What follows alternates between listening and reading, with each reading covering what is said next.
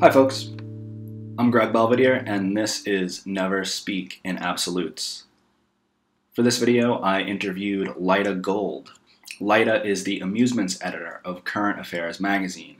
She has also written some great pieces for the publication, and as the amusements editor she is responsible for the very fun and entertaining aspects of their print magazine, which if you don't subscribe to, I think you should consider checking out. We talked about Jordan Peterson, leftist visions of sci-fi, and political comedy. If you would like the audio-only version of this, you can find it on my Patreon. I have a link in the description. You do not have to be a patron to listen, but while you're there, perhaps consider doing so. If you would like to support the channel, you could also buy a t-shirt from my Teespring store. They feature the major arcana of the Marseille Tarot deck that you find decorating my channel. So without further ado, here is my conversation with Lyta Gold. Yeah, so I mean, okay, I'll be honest with you. I did the least preparation for this interview. I mean, I read the Ursula Le Guin piece that you sent me because it was Ursula Le Guin and it was really good. But yeah, and I want to hit myself that I only started reading her, I don't know, a year or two ago. Oh, you started. That's the important thing. Yeah. Well, it's one of those people who I think to myself, oh my God, there's so many writers, you read them and you go, oh, why didn't I read them 10 years ago? But yeah, you're reading them now, so. I'm upset I didn't really know about John Michael Greer until you told me about Oh, him. I'm glad did you enjoy? Yeah, I mean, I'm only like 50 pages into Star's Reach, honestly. This week kind of got away from me, but it's wonderful. I love it. Yeah, So far. he's different. He's different. One of the things about him that is interesting is his politics are, he's kind of the anti-intellectual dark web type of person. Like all those people, they call themselves classical liberals, and but all their politics, they end up being, basically mainstream conservatism or worse. Right. But he calls himself a Burkean conservative. But when you ask him where he is on a lot of things, a lot of his positions are like social democratic positions. Like it's weird. Like, and he's got some stuff he's a little and he's an odd duck as they come. He's very he was the grand arch druid of the ancient order of druids and of America for a long time, and that's how I know him. Rules. Yeah, well, that's how I know him, because his blog on peak oil and ecology and magic he's had a few of them, and he had one he kind of shut down, and that's where I read Retrotopia. Actually, it was in Serial. But yeah, it's he's one of those people who I want more people to know about, because I think he does a good job of getting those little grains of truth in the conservative position and actually presenting them well and presenting them fairly. And he's not so. I mean, he's kind of in the center right, or he's. I mean, like he's an advocate of syndicalism and postal banking and. Which you can be kind of conservative and be for those things, but not maybe today, I guess.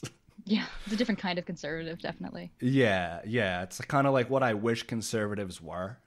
Yeah, it'd be nice to have rational discussions with these people. Yeah. So he's interesting. I really want to get him and like someone like, do you know Doug Lane from Zero Books? I know of him, yeah. I still haven't read his novel. It's good. I had him on. You're the third person I've interviewed. And oh, really? Yeah, so I did Doug Lane. Very honored. Yeah. I interviewed Doug Lane in May. I interviewed John Michael Greer last month. And I was like, I need to find somebody good. I was like, oh, let me, because it's like, ooh, somebody interesting, but who'll talk to me. So I'll talk all day. Yeah. So we're already starting talking sci-fi a little bit. Let's keep talking sci-fi. I think the first piece I saw of yours was in Current Affairs. I don't know, it was a year or so ago. It was about leftist visions in sci-fi. Yes. And I found that really interesting because I think I think the stories we tell are important. And I think sci-fi is very much how we, try and look forward and try and make sense of where we are. And I don't know if there's enough thought to that. And I think in some ways science fiction is, there's always new things, but there's definitely a lot of ruts it has gotten into. And I think we need new ideas and we need new vision. So that definitely intrigued me. Because I was like, okay, someone else is thinking about this. This is good. I'm not the only one who kind of sees these well-worn paths. And so I'm trying to think of a question to get you to respond.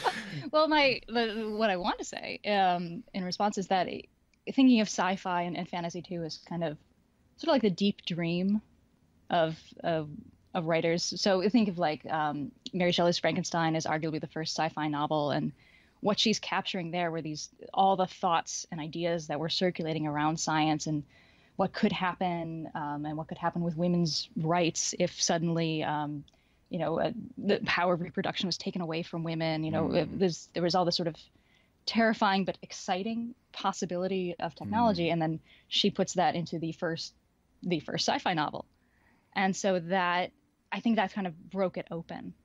Certainly for sci-fi. I mean, fantasy had already existed, but broke open these ideas of a way to talk about society that really wasn't there before, which was really critical. Interesting is that so much of what sci-fi is today is dystopia. I feel like we have a hard time imagining, not just... hard time imagining utopias. Maybe it's because the utopias have been done, or maybe it's because we don't see, a good end game. And there's that Right. there's that idea that it's easier to imagine the end of the world than the end of capitalism, and there's a lot of things like that. It's easier to imagine the end of. It's hard to think outside this box we're in. It's hard to be the fish that is able to realize it's swimming around in the water. Right. Back to John Michael Greer. The reason I find his work really interesting is because it's not dystopia necessarily, but it's definitely not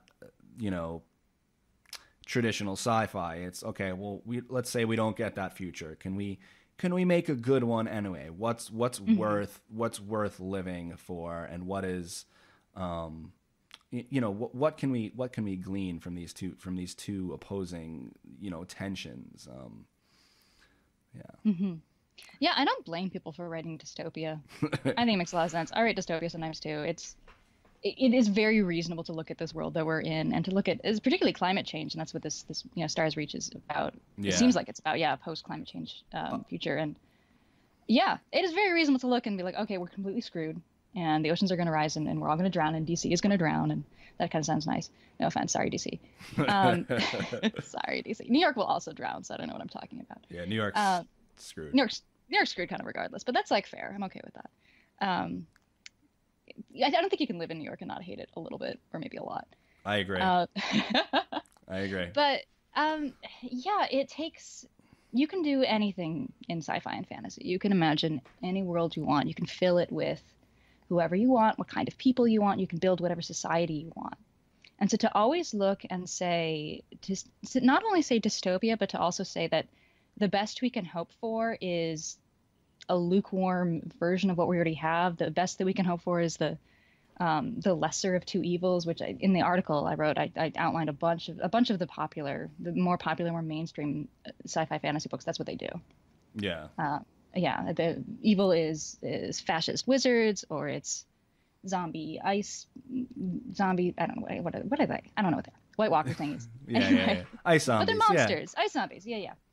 They're monsters, and and the only thing that is standing against them is people who are not great, particularly in the Game of Thrones sense, just not great. And that's very different than these sort of classic fantasy novels where you had, good guys versus very, very bad guys. But at least the good guys were heroic. At least they had positive qualities and were terrible people. So that was nice. Yeah. So I think it's interesting that what we see as being sort of like a realistic, this grimdark sci-fi in grimdark fantasy came out of the 90s. And that's what we consider to be a more realistic one, which the heroes are not very heroic and they're not very nice. But what do you want? You want ice zombies? No, of course you don't. The tension that I always feel is, someone who loves technology and, is obviously on YouTube and online, and I have a synth bug. I just want to buy synthesizers and things. Is that a thing? I didn't know that was like a thing. Oh no, it's a legitimate thing. It's called there's actually a real name for it. It's called GAS. Gear Acquisition Syndrome. So you're going around telling people that you have gas. Well, I don't. It's just like a thing.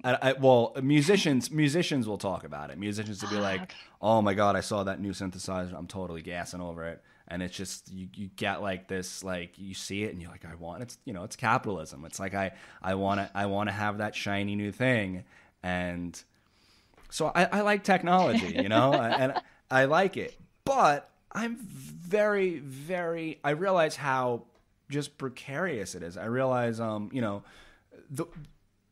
the idea for me that I don't think enough people think about, global warming gets a lot of attention, rightfully so.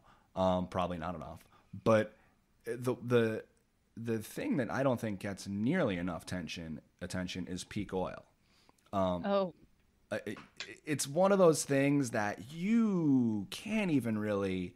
I mean, if I say global warming to a bunch of people or climate change, they'll be like, oh, yeah. If I say peak oil to a group of people, there's a good chance that half of them won't know what I'm talking about, maybe more, and that's, it's possibly the most important, material issue going on.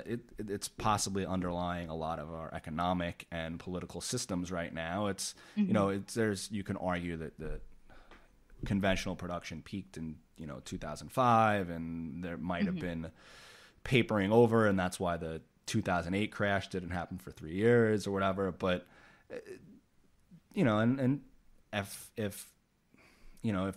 oil gets more expensive as it gets more scarce, there's potential that all these things that we love are just not going to be here. And how do you respond to that? Do you think, well, I'm just gonna ride it out, and as things very, very slowly, Rome didn't fall in a day. It was took hundreds of years before people said, wait a second, we were still calling themselves the Holy Roman Empire, or still calling themselves whatever, when, the barbarians had already sacked several times. And but at the same time, I say, well, what is this I have in front of me? I have somebody I can say, oh, I like this person's writing. I want to talk to them. Let's talk to them, and in a week I can talk to that person, and then I can broadcast it. And is that something that is going to go away? Is that something we are entitled to? What is that? Why do we get that thing just for it to disappear? And are we wasting these resources? Like, as a librarian, I used to think about this. My biggest fear kind of was that the society would deteriorate, and people would walk into an old beat up library, and they'd see nothing on the shelves but like bad bestsellers and romance novels, and just there's nothing wrong with romance novels. There's nothing wrong with romance novels. I have romance novel writer friends. Just got to put in a plug for them. I am. They're okay. I'm sure, but it's just only a certain kind of thing as opposed to everything. I guess the reason I bring this up is because I know you talk a lot about fully automated luxury communism. That's a great tagline, by the way. I just love it. Such a good phrase to say. Yeah. Well, and I there's something appealing about fully automated luxury communism. That I think is something to strive more towards. But it's so questionable if we can get there. And I guess in terms of questions, instead of just talking at you, I have a tendency to do that. I come from a loud Italian household, so but no worries. But the Ursula Le Guin piece you sent me was interesting because I feel like she was skeptical about that, and that's actually something I really like about her writing as opposed to a lot of other sci-fi. Even in the what do they call it? Well, it's not a what do they call her space? The Hainish. The Hainish, cycle? yes, the Hainish cycle. Even in the Hainish cycle, it's very clear that like they're aware that these resources are not infinite, and there's thought into that, and that's like a big issue in a lot of the books. And I feel like I don't know if there's enough people addressing that. I feel like so the central premise of Dispossessed is that there's the for people who haven't read it yet, you should be reading it. Should be reading it. Oh my God, it's one of the best books ever. It is. So there's a planet which is very Earth-like. But it's even more lush and more full of resources than Earth. Yes. But it's a capitalist planet that is very, very unequal. And then there is a barren moon, which is not entirely barren. It's not as bad as our moon. You can live on it. There's gravity. There's atmosphere. But it is really hard to scratch at a living there. And for people to do that, there's an anarchist collective on the moon. And they have to all work together, because if they don't work together, they will die. They will just not make it on this rugged place. So in some ways, it's actually a very cynical vision. And, she was an anarchist, and it's a very cynical vision of how an anarchist society could work, because she's saying that really the parameters that make it necessary is you must work together or die. Yeah. And she may not be wrong. I mean, that's a very valid point. Yeah. And then the contrast being, of course, the planet that has all the resources in the world and doesn't distribute them equally. Yeah. And yeah. I found that a very good. I found the way that she wrote that really juxtaposed that, and it's amazing because you have these people who have nothing, but because they're able to work collectively, they're able to scrape by, whereas they've immense resources, but not everyone is taken care of, and then you see kind of like, spoiler folks, like you see people who come from Earth who are like, stuff got bad, and we needed to institute a totalitarian, regime in order to manage resources because it got so bad. And you think, well, all right, if they could do that with that limited amount of resources on that barren moon, what could you do on, planet neoliberalism? And that was really, well, and I think the other thing that's interesting about that is I haven't read much Marx, but it's like the old thing, like where you can't just have the anarchist or the socialist system where you have capitalism next door. That's not going to work. You're just going to have a war. You're going to have all these other things. You need to be completely separate, and she did that perfectly. It's right. And they're separate, but not like 100% separate. Yeah, because part of the tension of the book is the interaction between the scientist that goes down to the main planet. But the real story I would contrast to the Dispossessed would actually be Star Trek, because I think that they took the absolute opposite approach by saying, what if we had post-scarcity and socialism? And so what I think is interesting is, I think if you invented replicator technology today, we would still have terrible inequality. We would not feed everybody. We could technically feed everybody on the planet right now, but we don't. We could divest from fossil fuels everywhere today, and we don't. Though Ireland just did earlier today, which is very exciting. Yeah, it's pretty cool. They just voted to do that.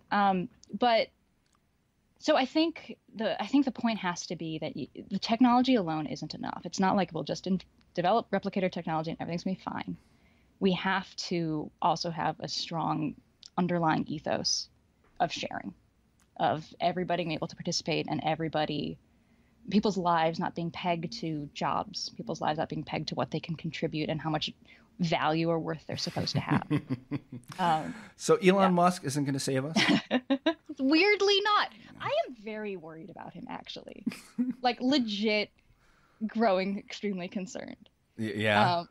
The meltdown is come. I mean, he's already melting down, but like, this just kind of feel, like before there's like a volcanic eruption, there's all this smoke. I feel like we're in like worried for him. Like he's just like, See, I I'm like don't. enjoying the meltdown. I'm like Yeah. the way I when I watch like bad reality shows and I'm like, oh no, I'm worried about him. That's how worried I am about Elon Yeah. Musk. Yeah. Well, it's Yeah. one of those things. Like how much can he insulate himself, or yeah, I don't know. It's not gonna work. Yeah. None of his money is really real. It's all valuation. It's Yeah. not that much Indeed. ready capital, and people are gonna. Tesla's not gonna meet the production goals. People are gonna. He's apparently lying to his investors. I was just reading about this earlier today. It's really bad news for him. Yeah. And the whole Mars thing actually makes me nuts because people have really swallowed this idea that he's going to get to Mars and he's going to save us all, and people want to believe that because they think we're fucked. But honestly, he can get to Mars. And maybe the rockets can get there, but actually building sustainable civilization on Mars is very difficult. Yeah. Very unlikely. Yeah. Maybe. Again, so if you could probably check out his old blog, but John Michael Greer again talks a lot about, like, I mean, he's obviously a lot into ecology, being a druid, but like one of the things he talks about is the biosphere dividend. And there was a study he cited, like a study in Nature from the late 90s, and he basically said that like anytime you do something off planet, it costs like 3 times as much or something like absurd, because you don't have everything that the Earth provides you, and Right. I'm whether or not you just get fried by hard radiation or die of cancer within a few months, Yeah. forget whether you can grow food or any of that. It's just, what I say is, if all the billionaires want to go to Mars, Oh, unless they're I hard. like, yeah, Get lost. you guys, Get on your yeah, rockets. yeah, like I that could be the best case scenario. That could be actually like Hitchhiker's Guide to the Galaxy, where they send all the useless people off. Absolutely. Oh, yeah. That is exactly what will happen. I mean, Yeah. Elon Musk says he wants to die on Mars, so like, bless him. that can be arranged. That can be arranged. Another huge problem that people hadn't been talking about, and I finally saw an article about it the other day, and I was really happy people mentioned it. There's the baby problem. Like, just because maybe we could start a civilization on Mars, but would any of the fetuses conceived there be viable? Oh, Would any of them be able to survive? Would they be able to go back to Earth? We evolved in a very specific gravitational environment. We can't change Mars's gravity. It's only 1/3 its gravity. There's a real important question. Would your blood pressure develop correctly in the that's on, and these guys don't worry about it because they're guys and they don't think about these things. No. Sci-fi writers have been thinking about these things for Yeah, some time. yeah. They're really critical questions. In Aurora, that's something that everyone who lives off planet somewhere in the solar system, every like few years or whatever it is, they have to go back to Earth. They're just like, they can't be too far away from Earth, and then sometimes they come back to Earth and they die. It's just like it's just like they thought they were coming back to Earth to get kind of like recalibrated, and they just throws them off too much, and that's it. I don't think people appreciate, again, it's that very yang, very young, like, no, we can engineer it, we can do it. And it's like, no, you're part of this ecosystem, you're like a cell in this thing. If we try and take you and put you in a petri dish somewhere else, you're gonna die. There's nothing there for you. It's barren. Like, there's a reason Mars doesn't have life. Yeah. Yeah, there's a theory. I don't think it's called complexity. There's like a very specific name for it, where it's a belief that life evolved on Earth because systems tend towards complexity, and so any planet in the galaxy that could sustain life will, because it'll just inevitably, like, things will just get more complex and more complex, and you'll get single-celled organisms, and if they can keep going, they'll keep going. And so Mars might have bacteria, but that is it. Yeah. And there's reasons. It's not a hospitable place for life. Yeah. So we could maybe make it work, but it would really suck to live there. The fact that billionaires think they want to live there, I think, is really cute, because these people haven't suffered a day in their lives. There's no spa. Yeah, no one's gonna give you a foot massage. It's like, hey, if you want to go live on Mars, go to Death Valley, get an RV, or go to Antarctica, it's you're Go to Antarctica without a suit. Yeah, that's about where you're at, I think. Yeah. You know, I think I'd rather live in Antarctica, I think, actually. Oh God, yeah, they've got penguins. Yeah, I mean, penguins are cute. Yeah, there's air. Fox. There's breathable air. There's air. Air is very important. And atmosphere that protects you from terrible, terrible cosmic radiation. Super important. Yeah. It turns out being on Earth is okay. So I've only just started Aurora, and I just started Stars Reach. But I find it interesting that both are in some ways, I mean, I'm not that far in either. Some ways are escape fantasies. And I've been reading more and more sci-fi books that are like this, which are about like, okay, like we have to get off Earth because Earth sucks because we ruined it. What would happen? And it sounds like in Stars Reach, they don't actually get out of Earth, which is cool. No, definitely not. That's cool. That's very cool. I'm excited about this. Definitely not. But this whole thing, Elon Musk and Bezos, the Amazon guy, he wants to go do this too. They want to escape. They want to get off of Earth. And it's another thing. I understand where this fantasy comes from. I understand what it's tapping into, but we're not. And we can't just wreck this place and start over. You can't just like trash your hotel room and get a new hotel room. That's not how this one's going to work. There's one hotel room and we're in it. Well, and I think you might have shared it. It was funny. I was like, oh, I'm going to go share this on Twitter. And I think you had posted it like right when I went to go share it. And it was that Doug Rushkoff talking about being in a room with a bunch of like really wealthy guys, and then being like, so how do I get my armed guards to be obedient? And I'm like, whoa, you gotta be fucking kidding me. That is like so cute. And the answer is you're fucking dead. You're bitch. Dead. Like, well, I'm sorry, they have the guns and you don't. Again, I bring up John Michael Greer probably more than Nathan brings up Chomsky. although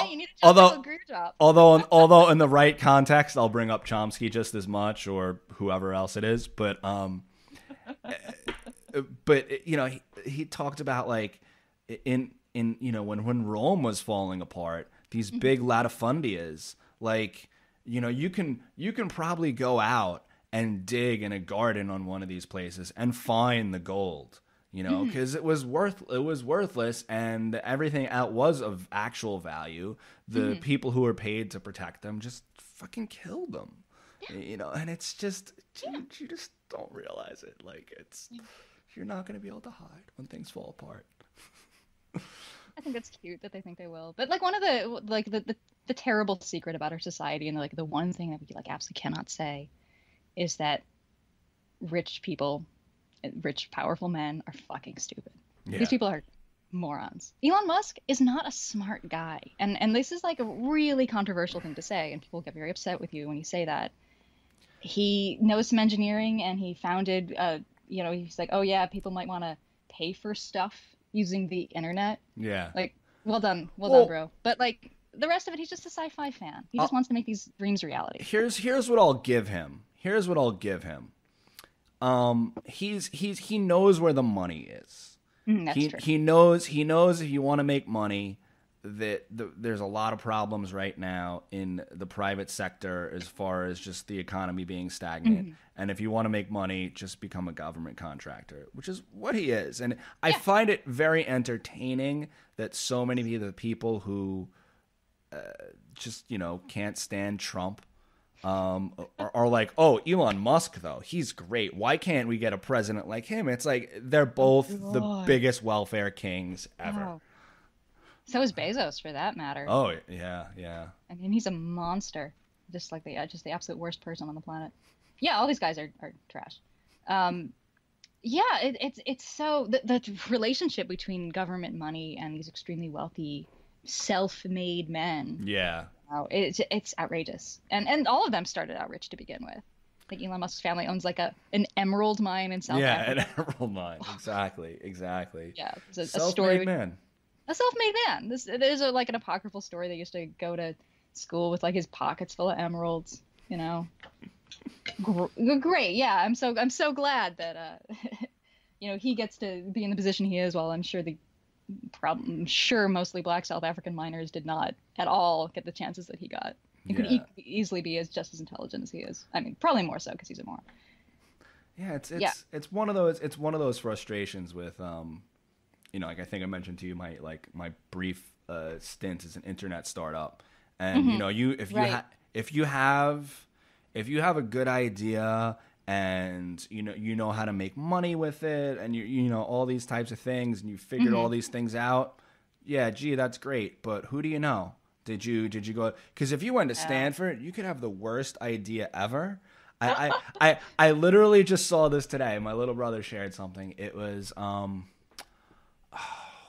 somebody wanted to make a LinkedIn for colleges, and What? yeah, and it was like, yeah, they did that already. It's called Facebook. Like That's really that makes me feel old.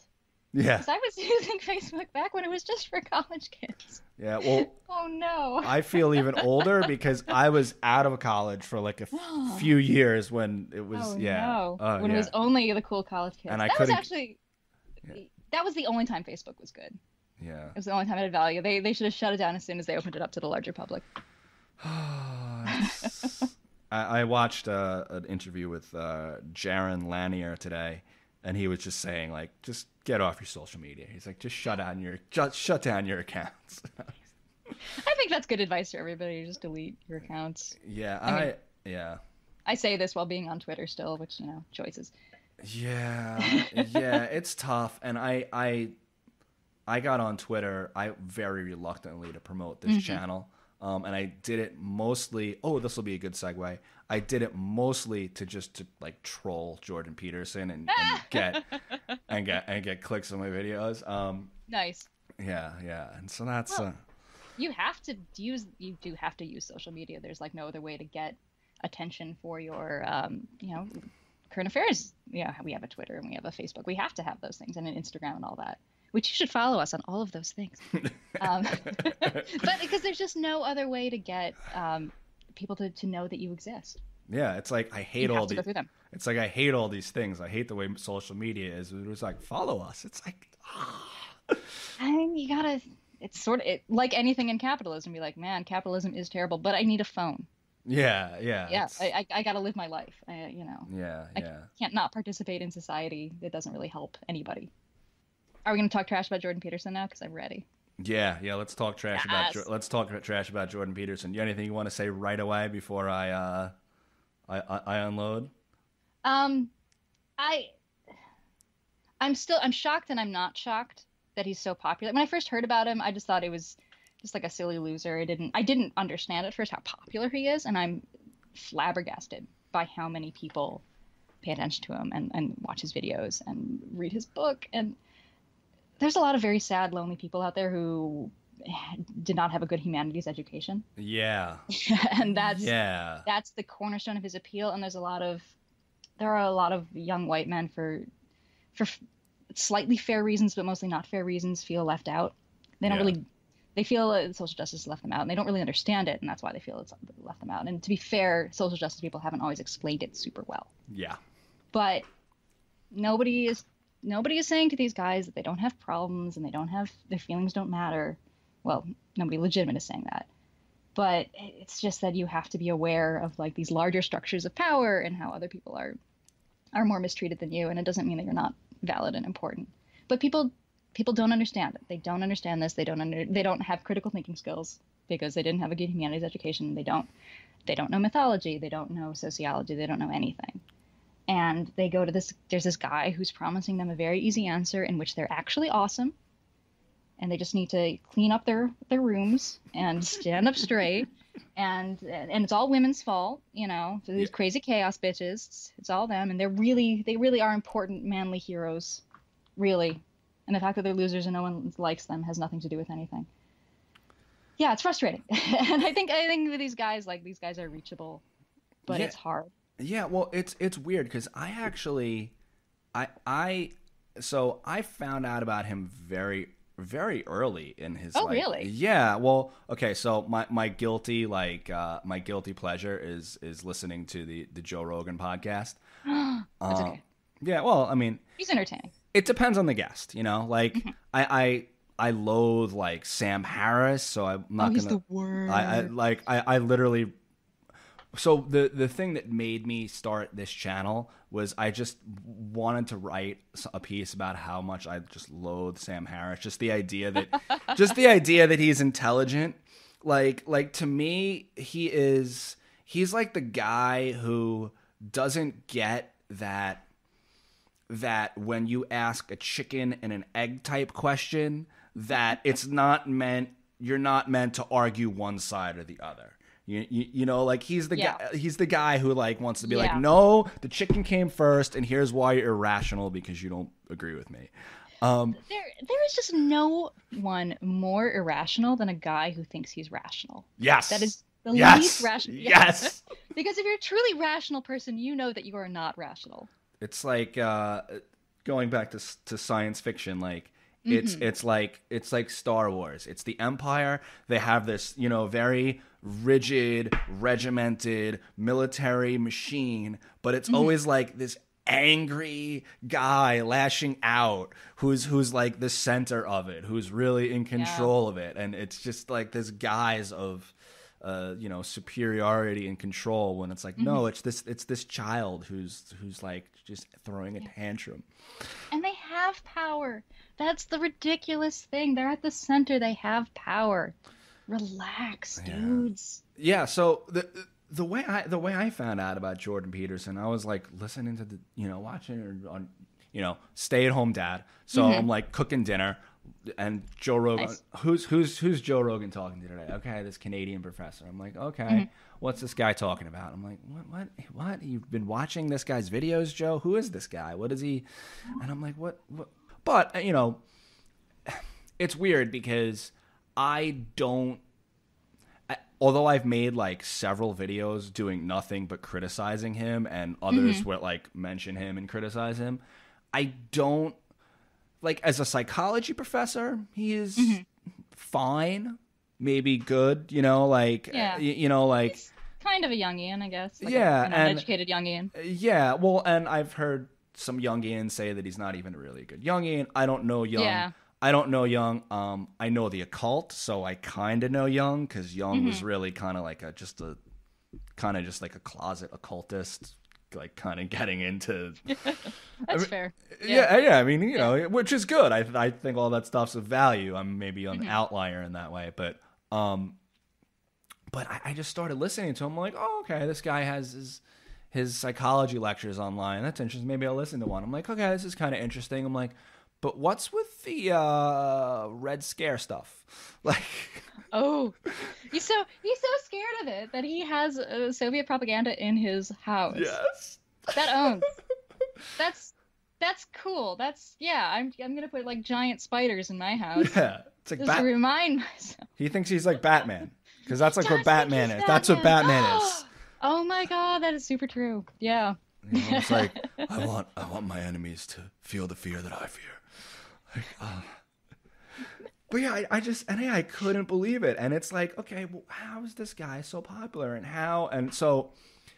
then I think you did really write like the piece that I wanted to write, which is like, how is like the thing this guy is probably best known for talking about? Does he get so wrong? Like, not even like wrong. I mean, there are cases where it's like wrong, like backwards, but it's kind of like also just wrong, kind of like not even just like out of left field or orthogonal to it. It's just not even like chaos being feminine and order being masculine. It's like maybe in some stories, that occasionally shows up. Yeah, but it's just not a universal at all. Across the board, like this idea that you'll even find universals in mythology. You know, some symbols show up a lot. Yeah. And dragons show up a lot. Or the Ouroboros shows up a lot.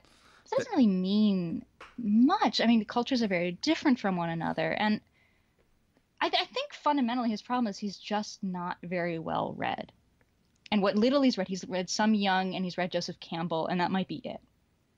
And and that's what he bases everything on, and it's very like oversimplified way of looking at things. And you know, in my comparative mythology quiz, the immediate example I thought of when I heard you know, his silly masculine order business is Ma'at, who's who's from ancient Egyptian ancient Egyptian religion, and she's this principle. She very much obviously feminine, represented as a woman, is the principle of order and truth and reason.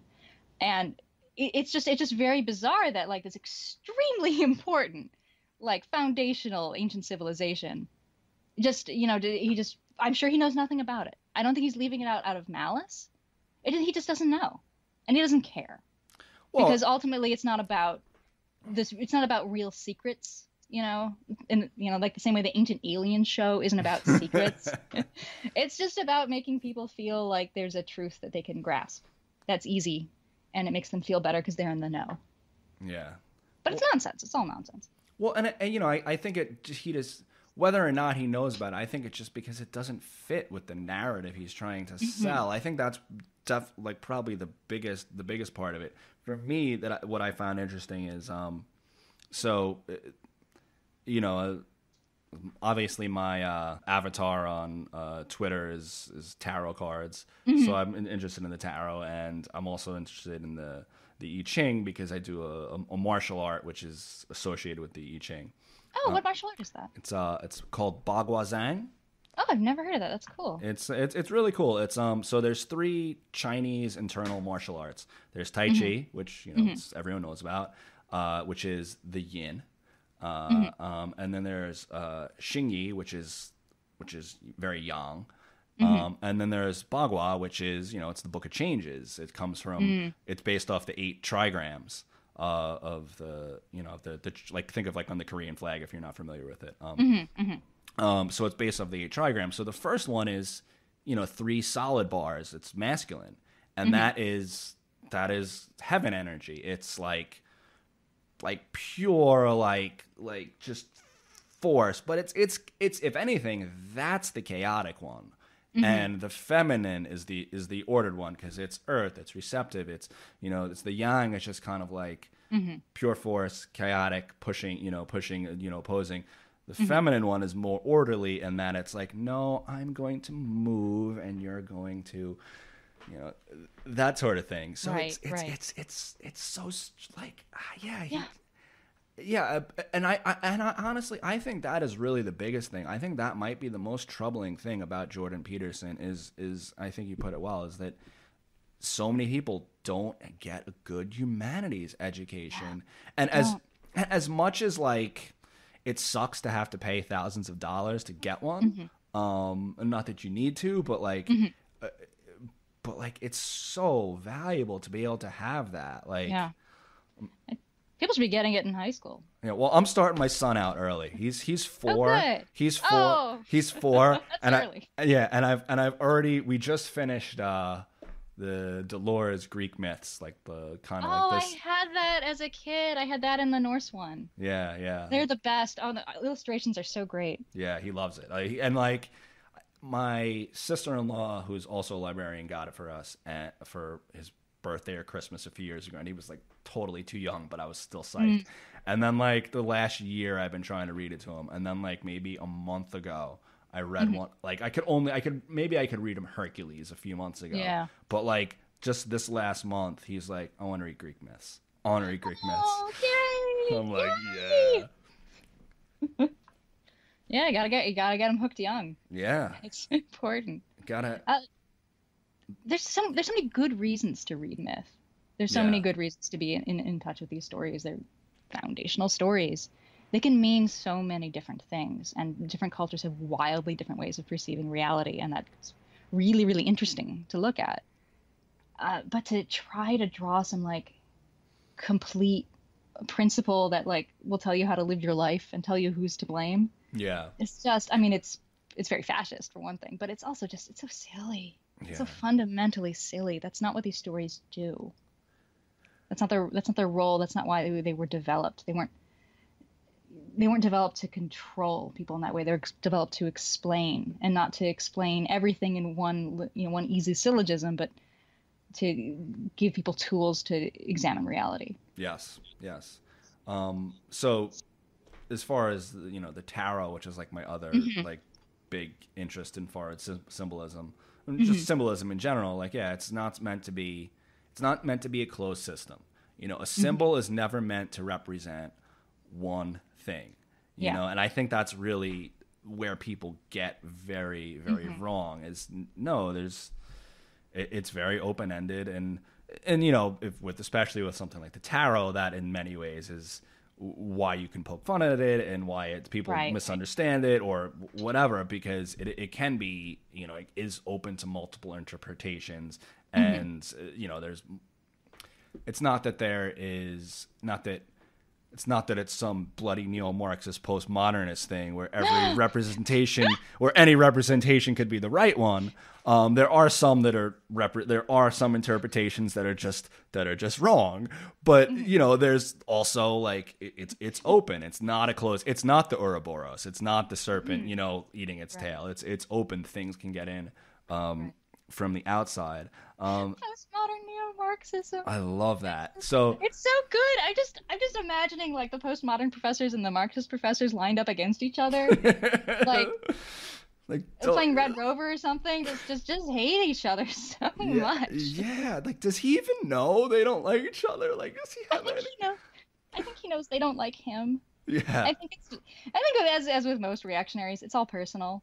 Like you know, I'm sure a lot of his colleagues think he's an idiot, and they're right. Yeah. And he thinks that they're all the same, but they probably dislike him for different reasons. Yeah. These are different people, because actually there are different ideologies in this world. It is not simple. Yeah. Turns out.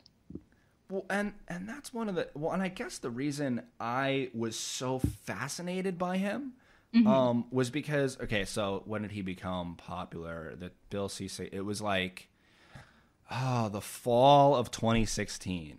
Yeah. Okay. And so I'm going to put a coin in the John Michael Greer jar. In January of 2016, he wrote a piece basically saying, you know, Trump's before any of the primaries, he's like, Trump's going to be the president. Like, this is just, I'm looking at history and American politics, like he's going to be the president. And with the exception of like the pussy grabbing incident, like right after that, I was like, oh, he's gonna win. But then his poll number shot up, and I'm sitting there, and I'm like, you know, like his poll numbers went back up. I'm like, he's gonna win. And I watched like people really. I watched the way he manipulated the media, and Peterson does this too. Like, you know, like. You know, they're wrong, but they know how to get the reaction that makes you look bad. And that is really what is crazy. And I was watching like Jordan Peterson, you know, make these criticisms. Some of the criticisms he has of, you know, the left are criticisms that a lot of leftists have, you know, frankly, like, you know, the social justice warrior type. Oh, I hate that fucking word. But anyway. I hate that fucking phrase too. But I think it's true that some people online have represented that in a bad way. Yeah, and have missed the point of what we're all talking about, and have expressed this in ways, and often that's people's first entrance into this kind of thinking, and they react very hostilely because some of these arguments are really badly put, and it's reasonable to react hostilely to a badly phrased argument. Yeah, and it was weird because I had always assumed, oh, this is just the type of stuff that, it's just on college campuses. But then, like, you know, people my age online were, like, you know, engaging in that stuff. And I was like, what is going on? I'm like, do you realize that this is exactly the type of thing that, I don't want to say this is the type of thing that gets Trump elected, but it doesn't help. Like, it doesn't help. You know, and it's just like, when you freak out like this, it's just... and again, even there, like I'm cautious because I don't want to do the this is what made me leave the left thing. You know, I don't want to do that. But like, really, people, like, can you pay attention? Like messaging and optics, they matter. Like, you can't just like, you have to make an attempt to convince people. You can't just tell them they're dumb or like. They might be dumb, but you can't tell. That's not going to convince them. I feel like 90% of the fights I get into on Twitter, and I'm trying to avoid getting into fights on Twitter because, like, I have a life to lead, and I need to not be doing this kind of thing. 90% of the fights are just about simple messaging things, and about remembering that not everyone on the internet already agrees with you and knows what you're talking about. Sometimes people just don't even know what you're talking about. And they will look at what you say and be like, oh, these people seem like jerks. I don't want anything to do with them. you really have to think hard. And I think a lot of leftists, and I think this has been historically true for the last couple of decades, don't really see this as a winning proposition, and they see this as a club. They see it as, a way to be a cool kid, and you know more than others, and you're woker than others, and you belong. And the first time I tried to join a socialist group in college, the guy leading the socialist alternative meeting was this like total brocialist guy, and he was just sort of like yelling at everyone for like, it was during the Bush years, he's yelling at us for like not getting it. And I'm like, I don't want to hang out with these people. And it's really important to represent left ideas, not only like honestly and fairly, but also like in a way that's accessible and fun and friendly, and isn't just shouting at people for not getting something. Because people often don't get something, but they're not going to start getting it because you yelled at them. Yeah. Yeah. And it's so rough because, and I'm sure you've experienced this, when you tell somebody that, it often doesn't go well. Like, and I've had like a lot of incidences where I'm just like trying to put that forth to somebody, and they get defensive, or again, more cliques and clubs and things. And sometimes people are reacting from personal pain too. That's like that's all the thing. And that's a little harder because you don't want to like tone police people's expressions of their pain. Yeah. But in general, just like not and I've been thinking about this a lot since Ocasio-Cortez won. That this is very possible for us to win. Yeah. It's really like, you need the right message, and you need a strong campaign and a good candidate, of course, which she is. But if you have those things, it's really like there's a lot of people who will go for this, which means that leftism is not going to be like a cute little club. And you have to think of ways in which to talk about it and to encourage people to join you. And that doesn't mean like letting in bigots, but it. Yeah. Because we absolutely shouldn't do that. But there's my colleague Brianna Joy Gray wrote a really good piece a couple issues ago for Current Affairs about the politics of shame, which I think really got to this core issue that you can't just shame people into agreeing with you. It doesn't really work. You have to tell them what's going on and make them understand their place in an oppressive system without making them feel super shitty. Because if you just make them feel shitty, they're not going to join you. Yeah. Okay, so that'll segue into the next thing we can talk about. So you are the amusements editor of Current Affairs. Yes. That is awesome. So I'm actually a subscriber. Oh, cool. Yeah. So you actually see what I do. So I actually see what you do. So you organize all the really fun stuff in there? Yes. I don't write all of it, but I write much of it. Sometimes the other editors will just sort of throw out an idea and we'll kind of just make it happen. That is a whole lot of fun to do. I hope it is much fun to read. Yeah, it's a lot of fun to read. It definitely is. I think that is, one of the things that, is a good reason to subscribe, not just to like support. Like I was like, oh, let me, get this to support this magazine because I really like this magazine. I think I started reading, Nathan's pieces, and I really like those, and might have even been before that. I wasn't totally conscious of where I read it, but again, like I read Angela Nagel's piece about self-flagellation and the left. Oh, that's a great one. And that was like, that for me was like kind of a savior, because like I said, the only people, I don't know, just for whatever reasons, the only people I heard like making those type of criticisms of the left were not on the left. They were on the right, or they were centrist or classical liberals or whatever they call them themselves. And so to get that from her, I was like, oh, thank God. Yeah. I'm not crazy. I remember reading that and feeling very similarly. And I feel that the way Brianna has written about a lot of this stuff, a similar thing. It's really important to critique the kind of toxic version of identity politics from the left, because otherwise the right is just going to do it, and they're going to do it wrong. Yeah. And they're going to radicalize people in a really horrific direction. But pretending that there isn't a problem isn't going to make it not a problem. Yeah. So we were talking about how amazing Current Affairs was, I believe. Yes. It really is. Well, and it's interesting because I really think current affairs is part of like, just a good trend I'm seeing on the left. You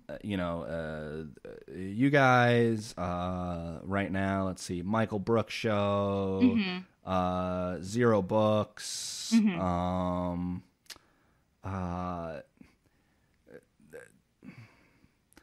I came way too late to Chapo. They are my, like, I don't know how it took me that long to get around to like get into Chapo. I was like, why did I wait? Because now it's one of the regular sources of amusement. It's one of the few things in political comedy that actually makes me laugh, because I find it's so much of political comedy. It's centrist liberals, and they're the worst. They're the worst, and they're the worst. They have no sense of humor. Yeah, and it's one of the Chapo guys said this. Like, they don't even try and tell jokes a lot of the time. It's just like, can you believe how bad this is? So one of the things I've been thinking about actually since stumbling into this amusements editor's gig is that I was thinking a lot about The Daily Show and The Colbert Report. Yeah. Which I watched a lot of during the 90s, and it was very formative for me. But so I've been thinking, and there were a lot of things that were good about them, but they were really just sort of a salve. They were, there was no real liberal opposition to Bush, no like significant, important opposition to Bush. And I guess this is the 2000s really that I'm talking about.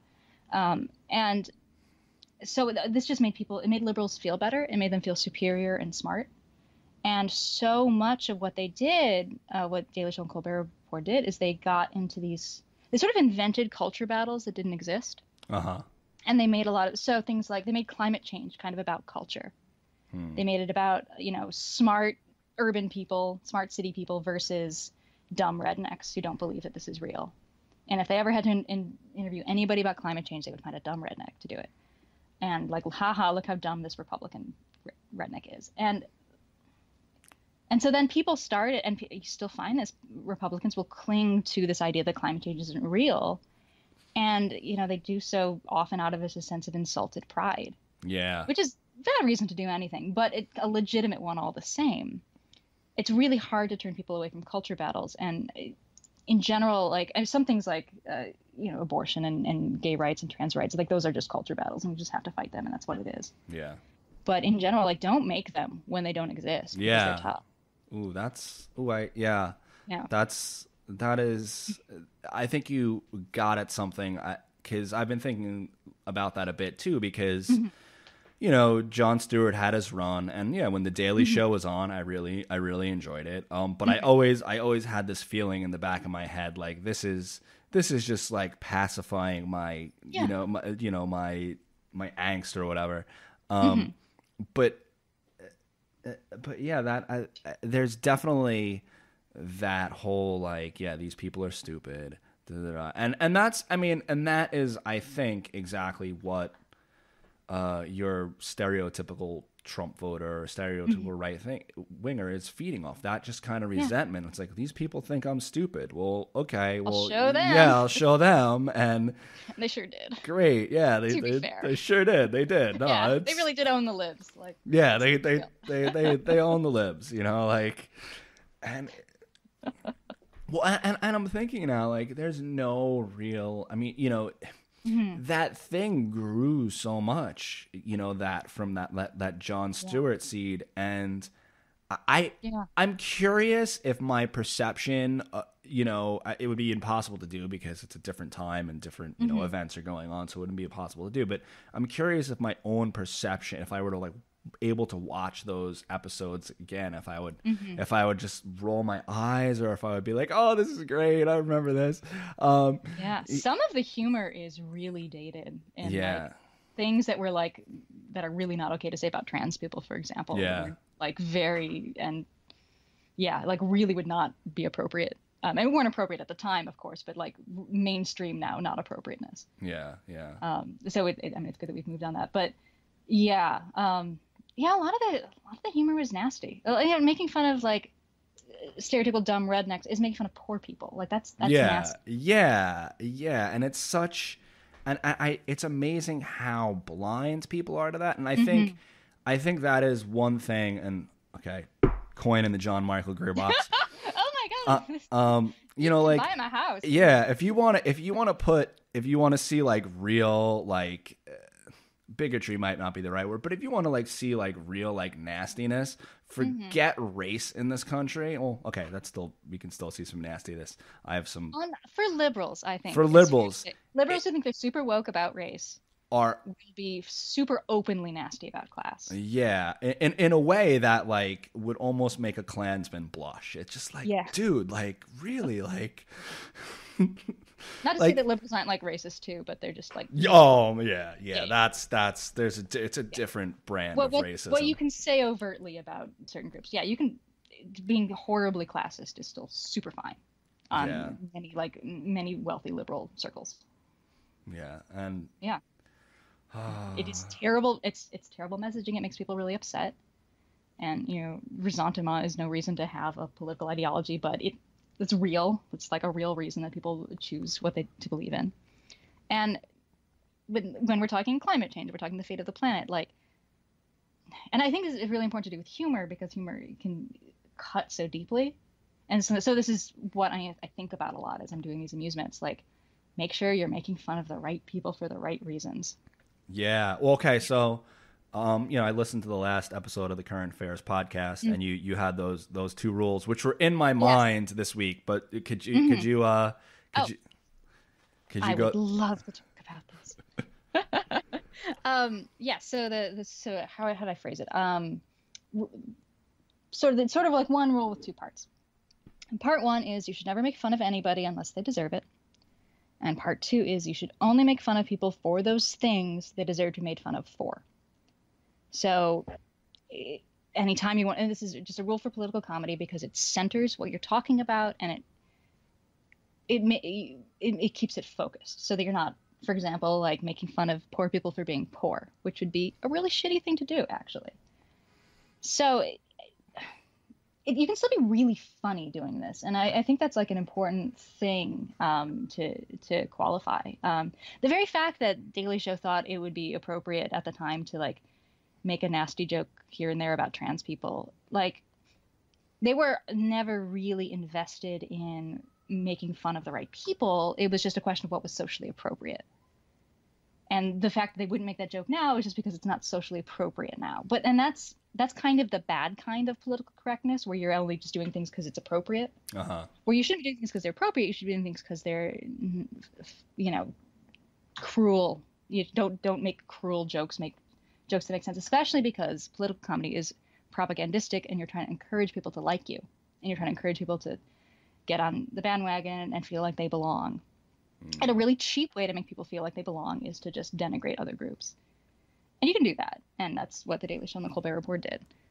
But I think the way to build, if you want to actually win, if you want to not just rag on people and make yourself feel better about your powerlessness, you need to be more focused. And you need to be thinking about how do I, by making fun of this awful billionaire, how do I show other people that this billionaire is trash? How do I make fun of Elon Musk and Jeff Bezos in a way that people like, okay, yeah, these people should be fired on rockets to the moon, or into the sun. I mean, I'm not particular. That's what you're trying to get people to say, but you're not denigrating whole swaths of people who are complex and who are not fair targets for what you're talking about. If you want to make fun of people who don't believe in climate change, you talk about the Coke lobbyists who totally know climate change is real. They're like, they know the science. And then they're just, they want to extract that tiniest last bit of oil that's still there. And, I don't know, die rich. And I don't really get their plan. Yeah. I don't think they've thought too far ahead on it, to be honest. No, all they've thought about is, what do you do when your armed guards, how do you control your armed guards? How do you put, mind control collars on your arm? I saw that and I was like, have you been watching? Was that in an X-Men movie? Was that in Deadpool, I think? That was actually might have been also Deadpool, but definitely first X-Men movie. That was kind of a thing. No, it was X2. It was X2, yeah. Sidebar. Musk and like people like a lot of fucking nerds, if I may, read sci-fi or watched sci-fi movies a long time ago, and they have this idea of what sci-fi is, but they don't actually keep up with it. Yeah. And I think that they haven't read, you know, they know these sort of classic tropes. They know, you know, they'll know Star Wars, and they'll know these kind of famous ones. But, you know, people, I see this a lot where people will, you read tech articles that talk about like, oh, this technology is gonna be just like the Borg. It'll be just like Star Trek. I'm like, did you fucking watch Star Trek? Because that's not it, you know, because it's not difficult when you're watching the show to understand that the Borg are the bad guys. It's not a hard one. But people, they genuinely don't. They don't remember, or they didn't really get it because they didn't have a good humanities education, so they don't really know how to read a text.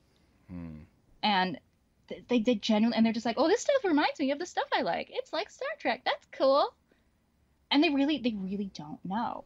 This is why we need to make sure that anyone who gets a STEM degree also gets a humanities education, because especially with guys, like guys who don't read fiction. I mean, look, I love nonfiction, and I understand, like, you know, with especially like with kids, like sometimes like boys, like sometimes that's what they want to read. You let them read it, right. just to get them reading. But like, you need to give them fiction, because if they just think the world is an engineering problem to solve, you're fucked. Like, you know, it's you got to give them. You got to realize that there is an input and not just an output. Like, you know, it's like so young, like. And it explains a lot of these like weird reactions that we get online to pop culture movies. Yes. Which kind of regardless of quality, what people are freaking out about is the presence of, you know, women and not white people, and it's because they legitimately don't understand. I may be being generous, but they legitimately don't know how to look at their own prejudices. They don't know how to examine, because they didn't get a postmodern education. Sorry. Yeah. They don't know how to think about how they know what they know and how to examine the conclusions they've come to and the biases they may have. And to suggest that is very offensive to them. So when they negatively react to something, they assume it must be objectively bad, because they see the world in a very engineering sense of things are objectively good and objectively bad. And not that, you know, maybe this made you uncomfortable because it's saying something that, you know, is tugging at something that's hard for you to accept. Yeah. Yeah. Yeah. So the moral of the story is more humanities education, more people reading sci-fi, and more people reading current affairs, I think. Yeah, definitely. That's a good recipe. That's a good prescription. I had something that I wanted to say, but I lost my train of thought. But that's okay. I'm sorry, because I tend to ramble. No, that's good. That's good. I tend to ramble too, so that's good. That's good. Rambling people. Yeah. Well, it was interesting because, you know, my wife and I, we listened to the current affairs episode where you laid out those laws of political comedy, and then I don't know why I still watch it, but we watched John Oliver's show. My husband likes it. I watch it occasionally with him. Yeah, it often puts my wife to sleep. It sometimes has moments. It's got its moments. Moments, but it was a perfect example of, like, you know, not being effective propaganda, or not being effective because I can't even remember what he was doing, but it was just too silly. Like he had something that was completely not having to do with the point he was making, which was a distraction. It was like this thing with Santa Claus. I don't even remember what it's like. Santa Claus masturbating, and I honestly can't even remember what. Right, what he was originally talking about. And he's totally got a thing where he'll like randomly yell at an imaginary animal. It's like a real trope that he does. Stop it, Mr. Panda, you're too cute. And it's like unrelated to whatever the bit was. Yeah. I don't know, and it's kind of sad, because I feel like political comedy is really in a sorry state at this point. It's Chapo for me at this point. It's just... They're funny. Part of the problem is it's very hard to make fun of Trump, and I think people want to do that. But like, the joke's on us. He's president, so and for the most part, I think I made fun of him once in current affairs.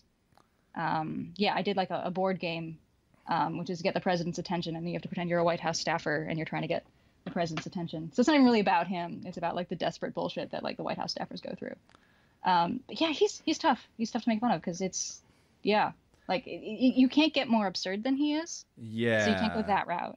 Yeah. And he's ruining our lives, so you can't go that route. And he's not the only person and the only reason our lives are being ruined. So there's just not much there.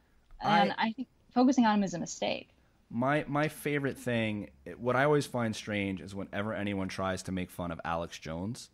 Oh God! Because it's like, how do you parody a parody? How do you make fun of somebody who thinks that like interdimensional beings are manipulating us through cigarette smoke and they're child molesters, and it's like, how do you make fun of that? You can't make fun. That's a joke already. Like, it's great. Like, you can't do a spoof of Airplane. Like, you can't do that. Like, it's already a spoof. Like, yeah, Alex Jones. I don't know. I kind of want to hang out with him for like 2 hours.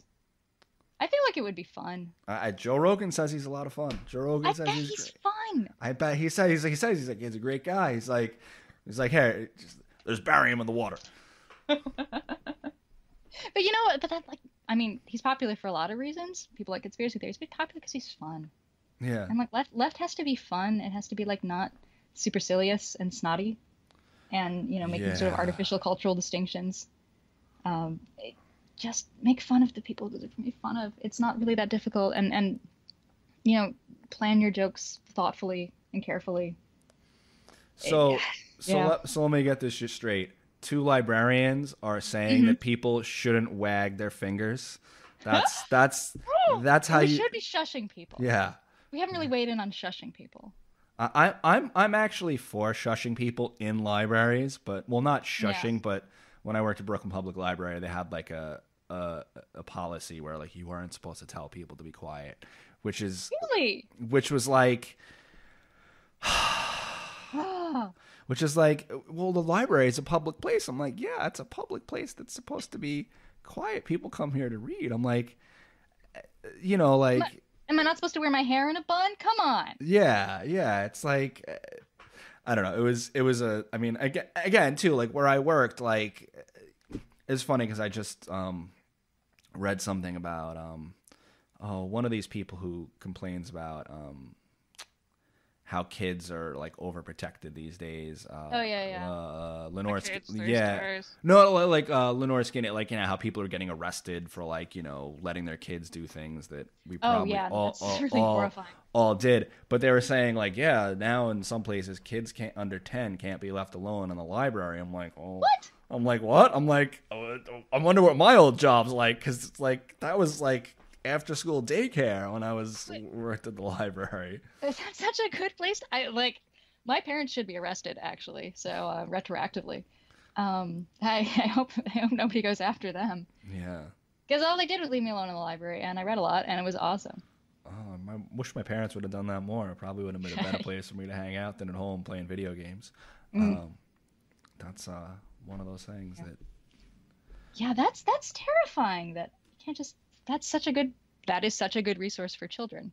Yeah. Just letting them be in the library in the children's section, let them read. Letting them, librarians, I don't know. It's just one of those things. It's weird. Alrighty. I think I have taken up enough of your time. That's all right. This was lovely. Yes, I really enjoyed this conversation. This was great. Cool. Mm-hmm. Yeah. This is great fun. Yeah, a lot of fun. Awesome. I'll have to talk to you again soon. Yeah.